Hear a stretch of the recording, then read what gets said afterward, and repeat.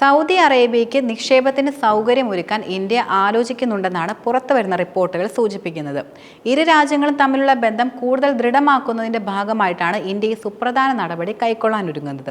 നേരത്തെ UAE നൽകിയതിന് സമാനമായ ഇളവുകൾ സൗദി അറേബ്യയ്ക്കും നൽകുന്നതായിരിക്കും. ഇതിലൂടെ വലിയ നിക്ഷേപം ഇന്ത്യക്ക് ലഭിക്കുമെന്നതാണ് നിലനിൽക്കുന്ന ഒരു പ്രതീക്ഷയും. അതുപോലെ സൗദി കിരീടാവകാശിയായ മുഹമ്മദ് ബിൻ സൽമാൻ ഇന്ത്യ സന്ദർശിച്ച വേളയിൽ $10,000 കോടി നിക്ഷേപം പ്രഖ്യാപിക്കുകയും ചെയ്തിരുന്നു. പക്ഷേ ഇതുമായി ബന്ധപ്പെട്ട ആദ്യ ചുവടുകൾ മാത്രമേ വർഷങ്ങൾ കഴിഞ്ഞിട്ടും സാധ്യമായിട്ടുള്ളൂ എന്നതാണ് നിലനിൽക്കുന്ന യാഥാർത്ഥ്യം. ഈ സാഹചര്യത്തിന്റെ അടിസ്ഥാനത്തിൽ സൗദിയുടെ നിക്ഷേപം പ്രോത്സാഹിപ്പിക്കുക എന്ന ലക്ഷ്യത്തോടു കൂടിയാണ് പുതിയ ആലോചനകൾ കൂടുതലും നടക്കുന്നത്. കേന്ദ്ര സർക്കാർ പരിഗണിക്കുന്ന ഇളവുകൾ സംബന്ധിച്ചുകൊണ്ട് ദേശീയ മാധ്യമങ്ങൾ ചില വിവരങ്ങൾ പുറത്തുവിടുകയും ചെയ്തിട്ടുണ്ട്. ലോകത്തെ പല രാജ്യങ്ങളിലും കോടികളുടെ നിക്ഷേപമാണ് സൗദി അറേബ്യയ്ക്ക് യഥാർത്ഥത്തിൽ നിലനിൽക്കുന്നത്. പബ്ലിക് ഇൻവെസ്റ്റ്മെന്റ് ഫണ്ട് വഴിയാണ് സൗദിയുടെ എല്ലാ നിക്ഷേപങ്ങളും കൂടുതലും നടക്കുക.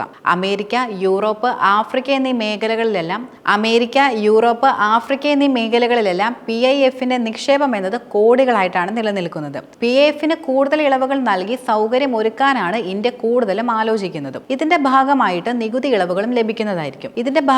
നികുതി ഇളവുകളും നൽകുന്നതായിരിക്കും. ഇന്ത്യയിലെ അടിസ്ഥാന സൗകര്യ മേഖലയിലും അതുപോലെ ഊർജ്ജ രംഗത്തും നിക്ഷേപം ഇറക്കാനാണ് സൗദി അറേബ്യ കൂടുതലും ആലോചിക്കുന്നത്. മുഹമ്മദ് ബിൻ സൽമാൻ ഇന്ത്യയിൽ വന്നപ്പോൾ ഇതിന്റെ പ്രഖ്യാപനം നടത്തുകയും ചെയ്തിട്ടുണ്ട്. കൂടാതെ കഴിഞ്ഞ മാസം നരേന്ദ്രമോദി സൗദി അറേബ്യ സന്ദർശിച്ച സാഹചര്യത്തിൽ തുടർ ചർച്ചകളും നടന്നിരുന്നു. മോദി ബിൻ സൽമാൻ ചർച്ചയാണ് പുതിയ ഇളവുകളിലേക്ക് കൂടുതലും നയിക്കുന്നത്. ഒട്ടേറെ ജോലി സാധ്യതകളും ഇതിനോടൊപ്പം ലഭിക്കുന്നതായിരിക്കും. PIF-ന് അടുത്ത 10 വർഷത്തേക്ക് നികുതി ഇളവ് അനുവദിക്കുന്നതാണ് പരിഗണനയുള്ള പ്രധാനപ്പെട്ട കാര്യമെന്നത്.